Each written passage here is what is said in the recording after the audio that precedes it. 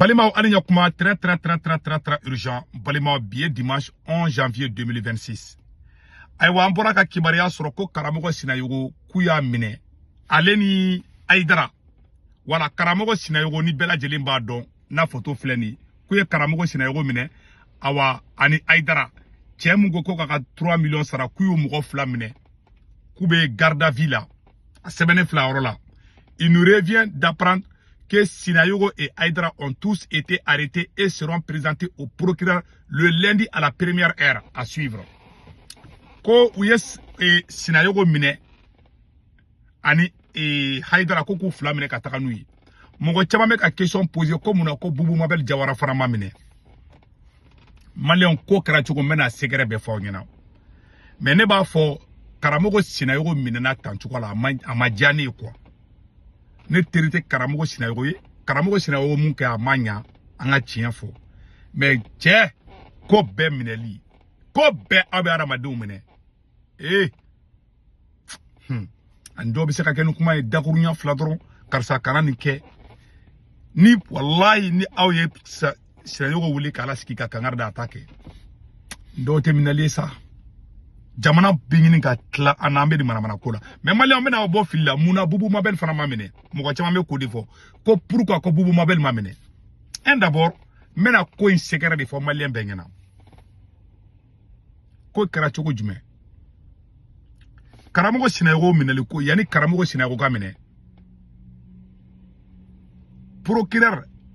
ani moribo kone mali service de renseignement mogo de nyogonyeke. Oui, réunion secrète de ke. Koube fait ko karamogo Sinayogo mine comme ko bubu baka par surala. Ou you réfléchi bubu ka parce que Mali kono bi, Mali justice kera ni surasi ni tayi. Ni akadi Asimi Goïta ni moribo kone mogo munga ngata kasoro de ba swazi mogo munga ngata kasoro o le kera ala place Mali kono bi. O le kera Mali juju ka place o de be ko bela teke Mali kono. Ni mogo mun kan ata kasola Asimi Goïta ni moribo kone de bo de o dantege ni mogo mun te fe mogo mun kan ata kasola jijite Mali kono mun bise ko mine o le kera Mali justice ko ala ka barka do jamana la o kuma la ala ba ere soso bon u ye nyonye de ke u be bubu mabel sauver choko jume yani ka Sinayogo mine u ye bubu mabel indirectement je dis bien indirectement u ye bubu mabel de bla akaboga yafa dili buye u ye sebeni ke ka bubu deme ka to wa munu be bubu gara ka to abete to bubu ka to kan 100% de u ya glande u texting glande malion mega kuma fanante ka galon teke bubu ye texting glande ka bla bubu ya bla page fait ka transition soutenir à 80% be ya partager Kaira malion na ko bubu mabel yafa dili ube yafa bubu mabel made awo ube yafoma parce que o yuga mogoyi bo karamogo Sinayogo utaro ni Aidara mine katanoi bo ubena kuma fo mena galon fe fo ko fa ben galoni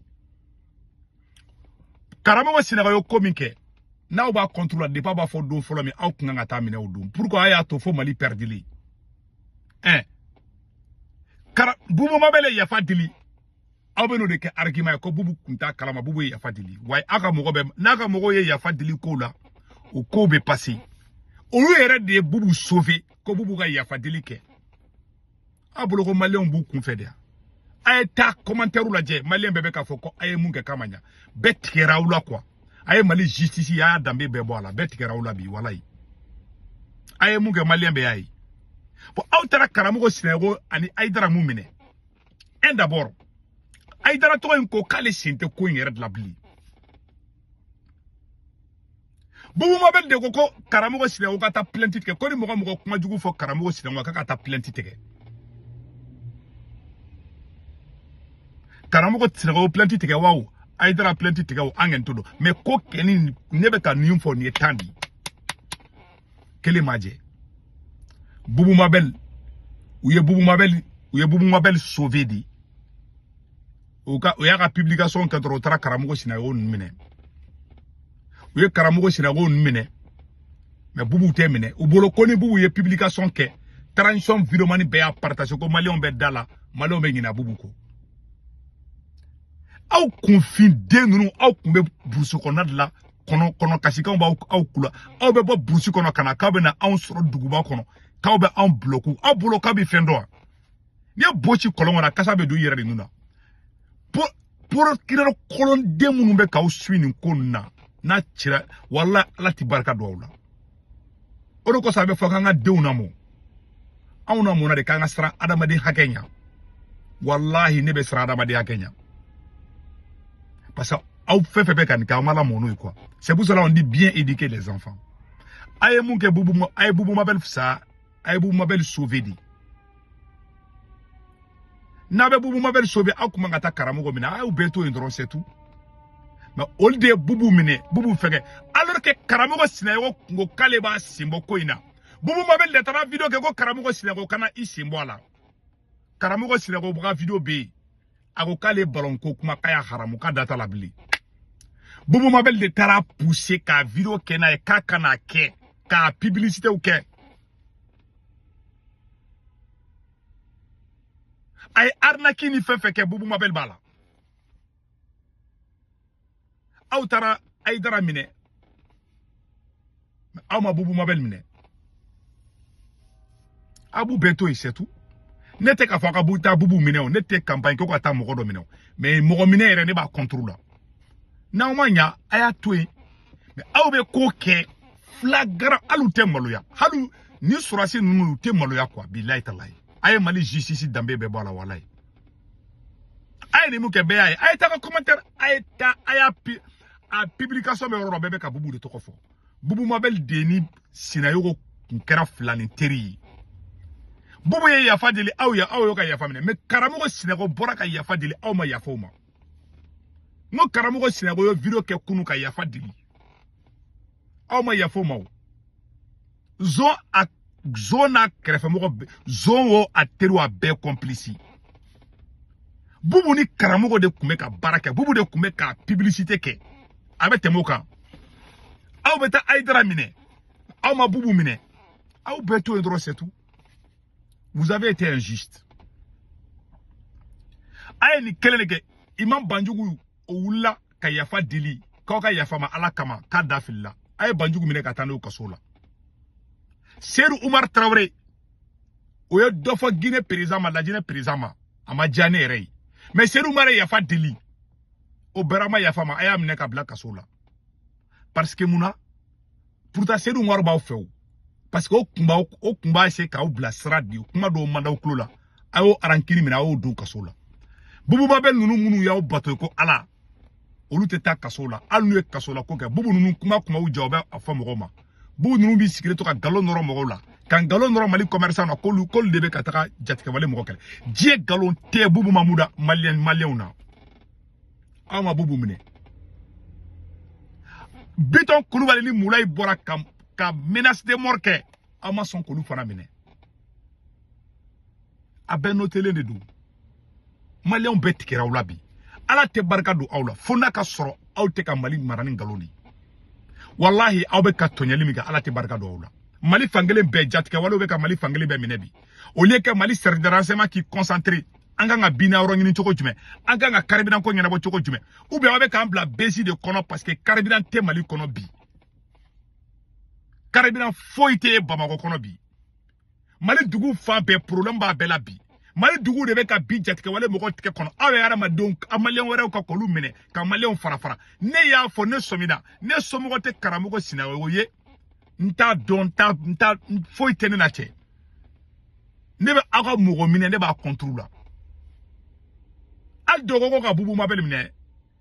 ne ta fo ka bubu mine mais na manya ay karamo ko mine na o te fe ka bubu mine ay karamo ko bla na ya kala te hera kawi wallahi billahi mali kan 2002 la mali mori baden boraka kuma chama fa shima ke tien ou mata kasola abe fe kan phénomène de fana kelea no ay tan fe depuis aw ma wolo depuis aw munu be fangala aw ma wolo moru do be galon tekala mali malla ay ba kalama depuis en fitini ambe moru chama be galon teke ni ko de koni mogo mi yokuma fo ko no maka tien ko be ta kasola aw ere ka transition galon tekela galon be tekala ka transition na be teke yoro jimena aw tara baka karamogo sina ma ko galon tege e suga fo ɲɔgɔn ma ko banbagato aw ɲɔgɔn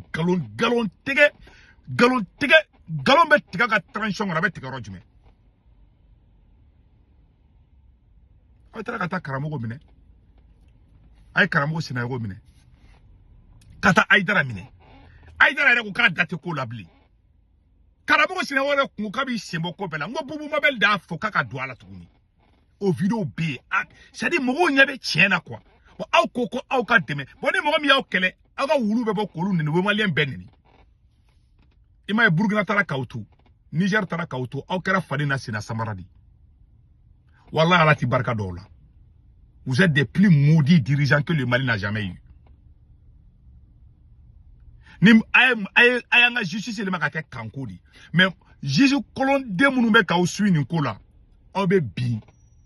u bɛɛ bɛ Mali bila ou bien u bɛ taa kaso la n'a ma kɛ o nkɔrɔ ne tɛ halala ye a bɛɛ ni alikuranɛ cɛ Assimi Goïta e malo cogo bɛ juguya ni Mali président bɛ ta ye maliyɛn bɛ e yɛrɛ malo cogo yɛrɛ juguyara ka tɛmɛ u bɛɛ kan e de tile la bi Mali dugu fankelen bɛɛ taara dugu e Assimi Goïta de tile la maliyɛn denw de bɛ ka accord signé ni jatigɛ wale mɔgɔw ye e de tile la a bɛ ka kɛ a ma kɛ i bɛ ka tile la i bɛ ka tile kelen ma fɔ Mali dugu si ma k'a ye taa fara terror kan e Assimi de y'a fɔ ka tila ka campagne kɛ ka n y'a prévu yira bɛɛ la i dɛsɛ au lieu ka renseignement kɛ a ka taga terror yɔrɔ ɲini a ka jamana bɔ bolo a bɛ nin manamana ko nin de la ka dɛsɛ ka na ni carburant ka dɛsɛ fɛn bɛɛ la ka kɛ faden na Sina Samara ye k'i ta kɛ manamana ko ye n'i y'o manamana ko yɛrɛ fila bɛɛ yan karamogo sinayogo joli bɛ Mali kɔnɔ mɔgɔ joli bɔra Mali kɔnɔ u ye mun fɔ a ma kɛ a caman ba den de bɛ yen o kuma a bɛ mɔgɔ aw yɛrɛ bɛ galon tigɛ telew la a bɛ galon tigɛ a ka ortemu na a bɛ galon tigɛ a ka armée ka page sanfɛ aw yɛrɛ ɲɔgɔn galon tigɛla fila ma da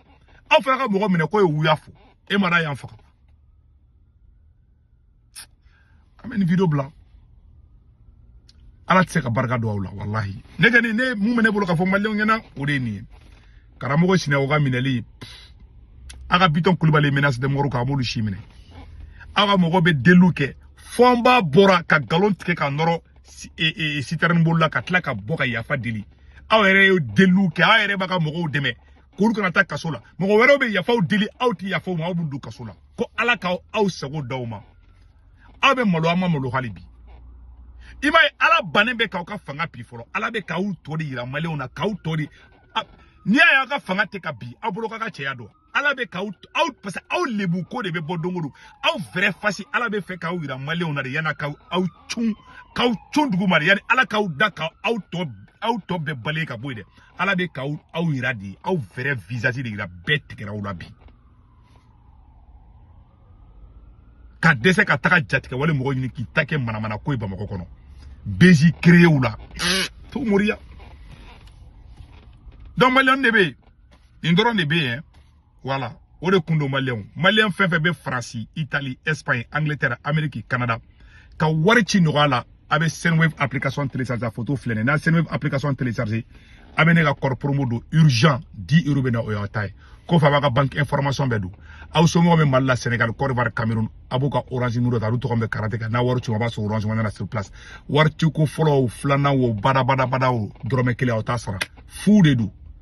n'a kɛra a b'aw dɔnni to ka dilan kan a bɛ wari ci dɔrɔn Senwave la a ka mɔgɔ b'a sɔrɔ a kan bɛn caw